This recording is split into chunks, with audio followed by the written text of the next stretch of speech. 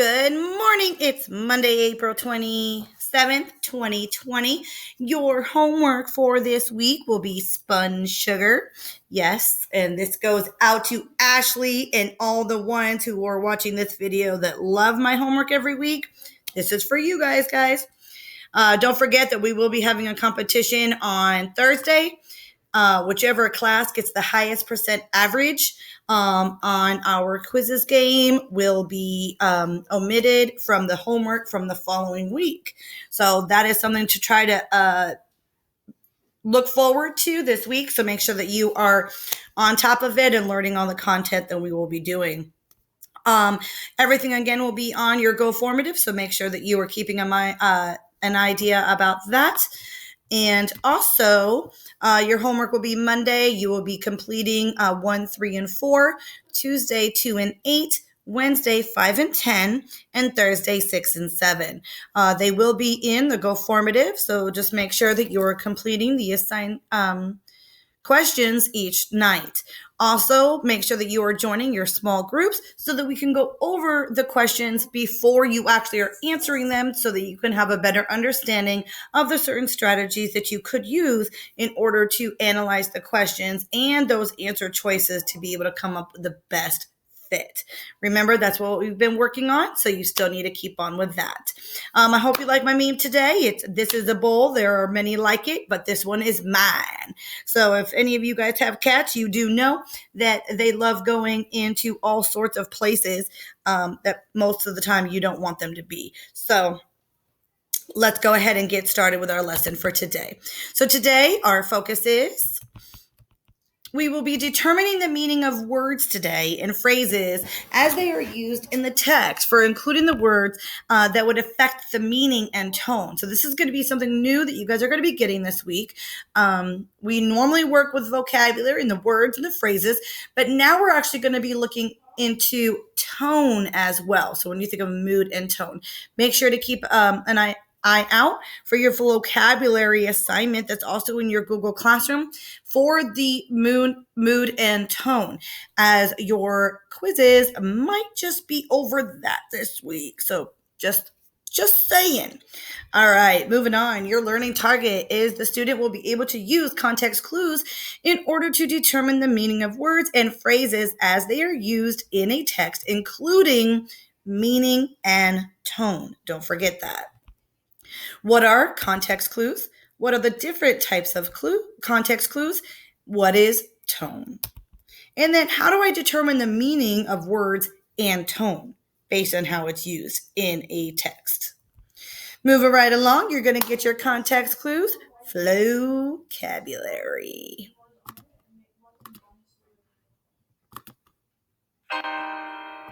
Oh, look. A word I don't know. Well, I'm not going anywhere. I'll be looking for clues in the context.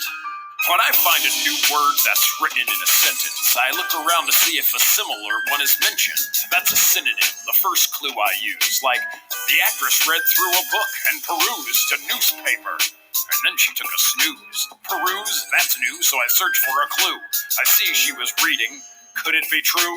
Peruse must be a synonym for read through. But if I can't find the answer, then maybe there's an opposite word or an antonym. Like, Langston was jubilant when he got the news before he found out he was depressed with the blues. Jubilant and depressed must be antonyms. Depressed means sad, jubilant must mean happy then. Two new words, peruse, jubilant with synonyms and antonyms, you don't have to Google it. On a top secret mission, check the method. 3 words I don't know, like a word detective. Search within the sentence. Look for synonyms, antonyms, explanations, examples. On a top secret mission, check the method. 3 words I don't know, like a word detective. Search within the sentence. Look for synonyms, antonyms, explanations, examples. Detectives, when reading through phrases, you might find the third clue, an explanation. Let's take a look and try to crack this case then. The mansion was dilapidated. The windows were broken, the paint was faded. I'm pretty sure a pack of rats had invaded. Those lines explain the word I didn't know. Dilapidated means falling down and old. Clue 4, I look for examples of the word that might illustrate how to define the term. Eating sweets was against Capone's dishes, just fruits and vegetables, which are nutritious. I know fruits and vegetables are healthy dishes. These examples lead me to the meaning of nutritious. All these examples and explanations are clues to crack the case like Perry Mason. On a top secret mission, check the method. 3 words I don't know, like a word detective. Search within the sentence. Look for synonyms, antonyms, explanations, example. On a top secret mission, check the method. 3 words I don't know, like a word detective. Search within the sentence. Look for synonyms, antonyms, explanations, example.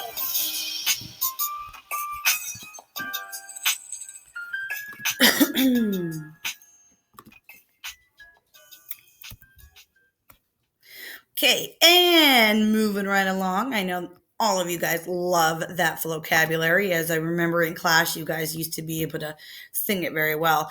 All right, so we're going to go ahead and go through our notes for context clues. So what are context clues? Context clues are words or clues around a word that the reader uses to find out the meaning of an unknown or unfamiliar words within a passage, story, or a text. What are the different types of context clues? I want you to think about that right now too, as we would in class, as I would be throwing you guys those Jolly Ranchers. What are they? So we got the definition. The author gives you the meaning explicitly, or we can touch it, explicit. It's directly in the text, often using or means or parentheses or maybe some footnotes to help you. Also, we have the synonyms. So the author makes a comparison or uses another word that means the same thing or something similar to that word, and then that would make it a synonym. Also, we have the antonym. So synonyms and antonyms normally go together when I'm working in class. So we do have the author makes an opposite comparison. So it's not the same, it's opposite, or uses another word that means the opposite of the unknown word. We have example. So the author provides a thing or a characteristic of its kind, or an illustrating or a general rule. And sometimes it could even be in a list. And then finally, we have inferencing. You must use the general information, the context with your schema, what you already know, in order to figure out the meaning of the word. So just always remember, when you're inferencing, you are taking the explicit information from the text combined with your schema in order to come up with that inference that you might be able to identify. Moving on, here's some of the vocabulary that you're going to be seeing. Harsh, which is causing a disagreeable or a painful sensory reaction, or it could be something that's irritating. Coils, it's a series of loops. So when you're looking at the word coils, you're going to be seeing it's a series of loops. Going into this, we always know that good readers always preview that text before you go ahead and you start reading. So as we read, we want to ask ourselves some questions before we actually start. So we're going to read the title and scan for text features. Well, I have a blaze to battle. Okay, there's my title. I don't see any other text features, no parentheses, no italicized, no underlined words or bolded, or maybe an illustration that might be in there. And I also don't see any subtitles. So for now, that's it.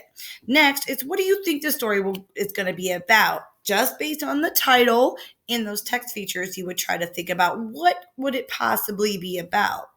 Next, is this a fiction or a nonfiction text when you're looking at it? And is this a prose or a poetry or a play? And how would you know that if it was one of those others? What other stories have you read that may have similar topics? So once we go through it, you might be thinking about it. Look at that title and what do you think it could be about, and what could you possibly connect that it might have something in similar to a topic that you've read before or that you've seen? And then finally, have you ever used words to convey your mood or how you were feeling? So that's what we're going to get into today. So let's get started. Moving into this, we're going to be looking for some questions to answer. You're going to be looking for what does clearing mean as it's used in the text, and which clue helps you understand what Aaron froze means. Okay? And then what mood does a blaze to battle convey? And don't forget that convey means to tell. So, what mood does a blaze or battle convey or let you know? It might not be actually telling you, but it's trying to have you inference it based on what they're saying or doing. Moving on, I'm going to go ahead and start reading the text. Before we are getting into the reading, we want to remember about those context clues. So we do have the synonyms and antonyms, definitions, and examples, and there's also those inferencing clues as well. Let me go ahead and get the story going. Excuse me. A blaze to battle. One hot summer night, lightning struck Columbia Park. With a harsh sizzle, it triggered a fire that began spreading across the dry land. An alarm blared at the nearby firefighter's base. It was Erin's first day as a wildfire fighter. In less than 2 minutes, she was dressed in her fireproof suit and boots. She checked her gear and parachute and then grabbed her helmet. The plane was waiting. The wildfire raged in an area full of mountains and trees. There were no highways nearby, so the firefighters had to arrive by air. Erin had fought big house fires before, and she had also parachuted, but this would be her first jump so close to a deadly wildfire. After a short flight, Dan, the leader, spotted a clearing that was close to the fire. It was a perfect place for the jumpers to land. Dan told Erin to go first. As Erin stood with her left foot on the step, Dan slapped her shoulder to jump. Erin looked down at the coils of the black smoke and froze. Her mind raced with awful questions. What if something happened on the way down? What if she got hurt? Dan noticed Erin's fear. He told her to breathe and to focus on the job. She nodded and jumped. Erin pulled the cord on her parachute, which opened with a loud crack. She watched the ground rise towards her feet. And as she prepared to land, she concentrated on what to do first. The first time when she landed hard on the ground, she was ready to blaze the battle or to battle the blaze. So let's go ahead and look at how those words are used in the context. So we have triggered, and then you have blared, clearing, and looked down at the coils of black smoke and froze. We also have her mind raced. Now, can it really race? Or what would that really mean? Literally, not figuratively. And the ground rise toward her feet. Now, the ground can't really rise up, but what can you see that meaning as it is used in the context? Let's go ahead and start with the word triggered. So here we have one summer night, lightning struck Columbia Park with a harsh sizzle. It triggered a fire that began spreading across the dry land. Let's look. It triggered a fire that began spreading across dry land. That's the context. That's the sentence it's used in. Well, the clue, the lightning struck Columbia Park with a harsh sizzle. So it's giving us that. What do I think it means? To cause something else to happen. So if it triggers it, it's like a chain reaction of events. Next, we have one, we're looking at the word blared. So now it's an alarm blared at the nearby firefighter's base. It was Erin's first day as a wildfire fighter. Okay, so it blared. Okay, what is the word used as it's in the context? An alarm blared at the nearby firefighter's base. What are the clues in that? Well, a fire that began spreading across the dry land, and we have an alarm blared. Okay, so when we're thinking about that and we think of alarms, we got to think about what that could possibly mean. So what do I think it means is to make a very loud noise. So to blare, okay? So think about that. Next, we're going to go ahead and get into the word clearing. So as we're going in there were no highways nearby, so the firefighters had to arrive by air. Erin had fought big house fires before, and she had also parachuted, but this would be her first jump so close to a deadly wildfire. After a short flight, Dan, the leader, spotted a clearing that was close to the fire. It was a perfect place for the jumpers to land. Dan told Erin to go first. So the word in the context is after a short flight, Dan, the leader, spotted a clearing that was close to the fire. So what are the clues that are in there? The wildfire raged in an area full of mountains and trees. That's one of it. That was in the first sentence that I did not read. And there were no highways nearby. Okay. And then we also have it was the perfect place for jumpers to land. So I want you to think about that. And when you think about clearing, and you look at how it's used in the context and what are the clues that were in the text, what would you think it means? Well, what I think it means is an open area of land with no obstacles or obstruction. So it's the area where they can safely land.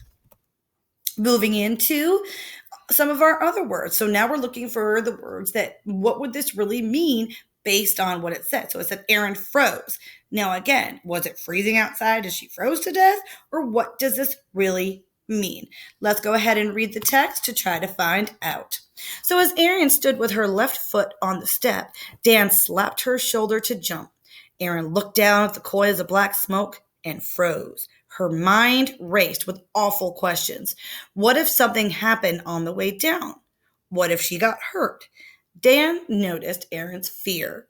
He told her to breathe and focus on the job. She nodded and jumped. So how is the word used in the sentence? Aaron looked down at the coils of black smoke and froze. Well, what are my clues that were in here? What are the clues that I could find? Well, Dan slapped her shoulder to jump. That's the first thing, so it's leading to it. Her mind raced with awful questions of what if she got hurt? And Dan noticed Aaron's fear, so he noticed that something was wrong. And then she nodded and jumped. Okay, so what do you think it means when it means like she froze? Well, I think it means to not moving out of fear or worry. And I can connect with that. There's times that I get scared and I just stay in one spot because I don't know what to do. So I freeze. Okay. Next, we're going to go ahead and get into her mind raced. Now, what did that mean? So it says Aaron looked down at the coils of black smoke and froze. Her mind raced with awful questions. What if something happened on the way down? What if she got hurt? Dan noticed her fear, and he told her to breathe and focus on the job. She nodded and then jumped. So what could the phrase, her mind raced, really meant? Well, how is it used in the context? Her mind raced with awful questions. Now, was it racing streetcars, or what was it doing? Now, the clue is what if something happened on the way down? Like, that's what they said in the sentence. So her mind raced, what if something happened on the way down? And then we also have, what if she got hurt? And then Dan noticed her fear. And what do I think it means? To do something quickly and just think. Okay. So it's racing. It's just all these things just keep going and going and going in our mind. And it's just like the cycle that doesn't stop, the questions that keep going. Like when you're nervous about something, your mind might be racing because it's like, oh, brain, be quiet. I need you to be quiet. And you're so anxious. But maybe it helps when you take those breaths and maybe not. But let's see. Let's move on. Next, we're looking at the ground rise toward her feet. So what does this mean? So it said Erin pulled the cord on her parachute, which opened with a loud crack. She watched the ground rise toward her feet. As she prepared to land, she concentrated on what to do first. By the time Erin landed hard on the ground, she was ready to blaze the battle. So what does that phrase mean? How is it used in the context? She watched the ground rise towards her feet. That's how it's used. Well, what are my clues in here? Well, Erin jumped out of the plane. Okay. Erin pulled the cord on the parachute. Okay, so I'm envisioning. And as she prepared to land. And then by the time Erin landed hard on the ground. Okay, so what do you think it means for the ground rise toward her feet? Now, what do I think it means? Erin was getting closer to the ground after she jumped out of the plane. So when you think about it, jumping out of a plane, ground stays still, but you just keep getting closer to it, right? Until you finally land. Let's go ahead and go into our tone and mood. This is something new, and don't forget you will have a vocabulary on this, so make sure you are working on that.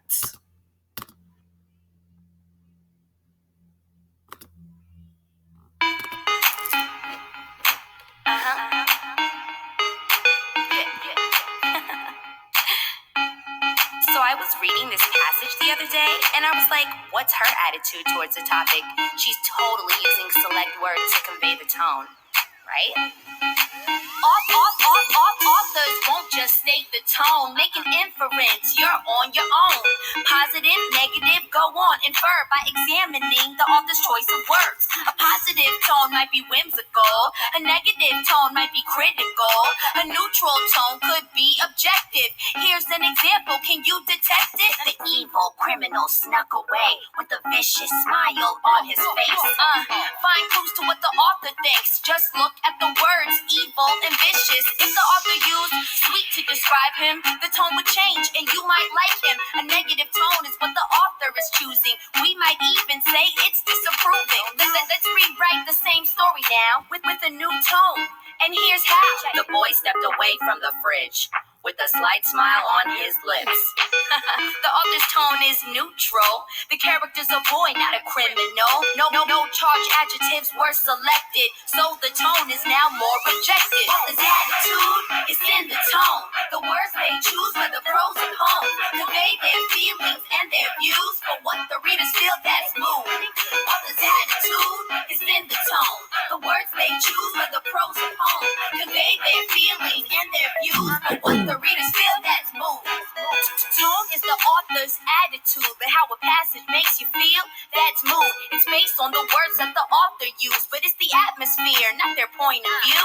It could be a joyful, a cheery mood, or suspenseful, or full of gloom. Or a scene could have a mood of sadness. Wait, hold up, here's another passage. The brother was amused, he didn't expect his kid brother would pull his best joke yet. He smiled widely, and his laughter filled them with warmth for hours after. Now we would say that the tone is gentle. We might even call it sentimental. But what's the mood? How'd you feel while reading? Calm and loving? Is your heart overheating? The author's tone brings a smile to the reader. Mood follows the tone like follow the leader. And you too can write with tone and mood, so your readers react the way you want them to. Author's attitude is in the tone. The words they choose for the pros and cons convey their feelings and their views for what the readers feel that's moving. Author's attitude is in the tone. The words they choose for the pros and cons convey their feelings and their views for what the readers feel that's moving.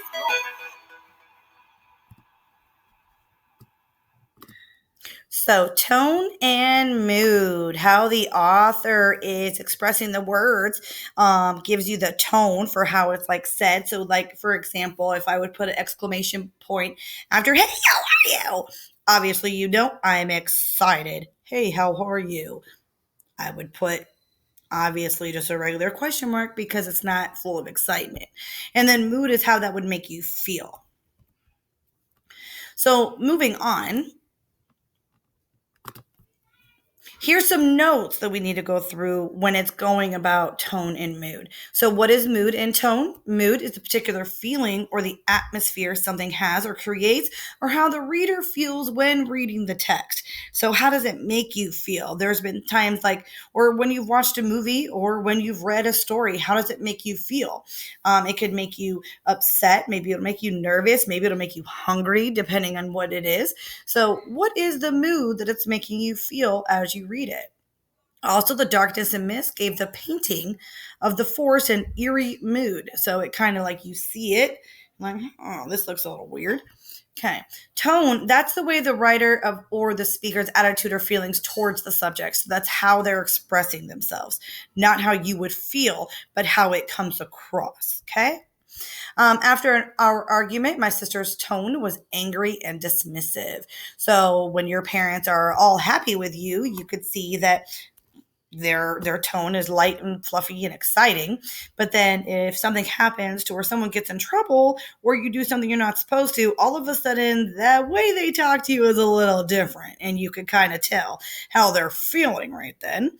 And then, but you also go in, well, what would the mood of them be and what would the mood of you be now as you are receiving the message? How do I figure out the mood and tone of a story? Pay attention to the adjective. So remember, an adjective is everything that describes the noun. Okay. So adjectives are those word choices the author is using to describe the details. especially the characters and events and the setting. So in that part, it would be tone. Like, how are they expressing it through their word choice of adjectives through it? And remember, the adjectives are describing the nouns. So we could say, Miss Diaz is hilarious. Well, I'm the noun, and hilarious would be the adjective. Okay, think about how the story details make you feel. So how does it make you feel? It could also go through, how does the character feel as well? So remember, the mood follows the tone. The mood always follows the tone. It's going to come after it. So it's going to be, tone's going to be there, and then all of a sudden the mood is present. Okay, so when we go into this text, now we're looking for the different things that were there as far as tone and mood. And when we're looking for this, remember, we're looking for those adjectives. What is the author's attitude or the tone, and how does it make you feel for the mood? Okay, well, right here it said with a harsh sizzle. That's how he let you know. And then it was, now how did it make you feel at that time? Next, the alarm blared. Okay, well, that's what they were saying, but how would that make you feel? I know how I feel when the alarm goes off in the morning and it's all loud. And I'm like, I just want 5 more minutes, but still. And we also have the wildfire rage. So that's the tone. He's trying to let you know, but how would that make you feel if you were there? Okay. The deadly wildfire, again, tone. It's the way he's saying it. And now, how would you feel if you know something's deadly? Think about that. Next, we have the coils of black smoke, and she froze. Okay, so he's letting you know that there was coils of black smoke, and she froze. Now, what was the mood that you could kind of tell how you're feeling, or how Aaron was feeling in that part of the text? Her mind raced. Again, what does that mean? He's letting you know the tone, but how could you figure out the mood, like, of what she's feeling or how it would make you feel? Awful questions. It's letting you know, again, if a question's not good, it's awful. We don't want to have all those awful questions to where it makes you think of other things. Okay, like I can't even think of an example right now to go with you, but awful questions like, what did you do last summer? And then you knew that something was like bad that happened last summer, and to you that would be like an awful question. So think about that. And then we have loud crack. So again, the tone is letting you know there was a loud crack. Now, how would a loud crack make you feel, or the mood? Okay, think of that. She landed hard. Again, he's letting you know the tone of it, but what would the mood be, the feeling? In the battle, the blaze. It was saying that she was ready to battle the blaze. So right there, how was she? It's letting you know the tone of way he's saying it, but how would she be feeling if she's ready to battle the blaze? Okay, so I want you to think about that. Okay, so here the tone is serious because the author uses adjectives to discuss how dangerous the fire is and how scared Aaron is. And then we have these adjectives give me a nervous and a suspenseful mood because it makes me worry for Aaron and wonder what is going to happen next. This is a very short story, but you never know. So you could see my little nervous sweating there.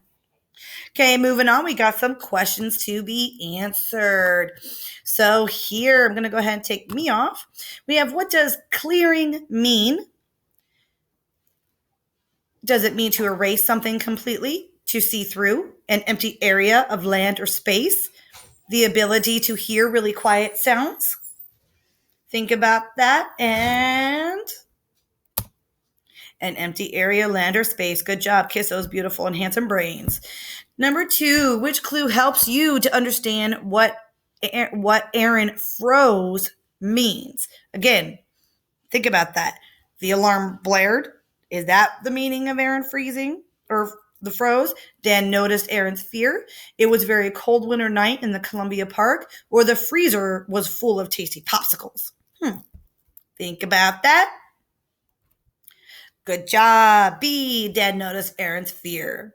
And then finally, what mood does a blaze to battle convey? So what kind of mood is it trying to set across to you to feel? And when I'm talking about, it's a blaze to battle, so which would be the actual story. So what mood is it trying to get you to kind of feel there? Think about it.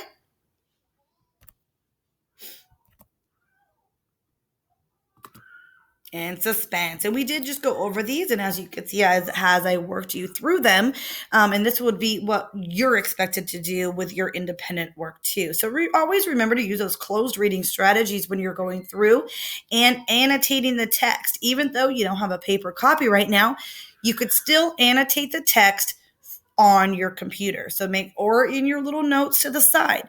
Always use everything that I've ever taught you to help you strategically place everything so that you can understand what the author is trying to present. Fireball. And finally, your independent work for today. You're going to carefully read the magic glasses and answer the questions 1 through 5 on the Go Formative. Also, I'm going to ask you to record a video on Flipgrid. I want you to create a sentence that conveys a positive, negative, or a neutral mood. Explain which mood you were trying to convey. Now, again, on the Flipgrid, I want the tone that you say it to help me reflect the mood. Okay, so the tone needs to come as well for how you are presenting it for the mood to be able to be conveyed. Okay, I do want you to provide a specific positive comment or feedback on a peer's response. Now remember, you should be using your accountable talk. So use those accountable talk. Now let's say somebody is off. I want you to go ahead and correct them politely. So you're giving positive feedbacks, but you're also politely correcting if something is incorrect. So always remember your accountable talk that we use all the time. Make sure you're participating in your small groups. You won't really need to end the one-on-one sessions if you do need one. And I think that's about it. Make sure you're following all the lesson and read through all the information so you can get it. Also, make sure you go into your Freckle and do the word study assignment that's in there just to help you build up with a little bit of your words for vocabulary. There's also the tone and mood vocabulary that I do want you to work on as well to kind of get you more used to working with text and identifying the tone and the mood within them. Your small group schedule is here.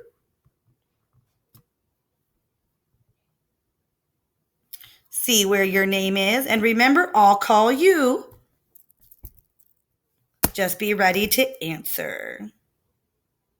Well, that concludes today's lesson, and I hope you guys have a wonderful rest of your day. I'll see you in whole group Zooms, and I'll see you in small groups this afternoon. Bye.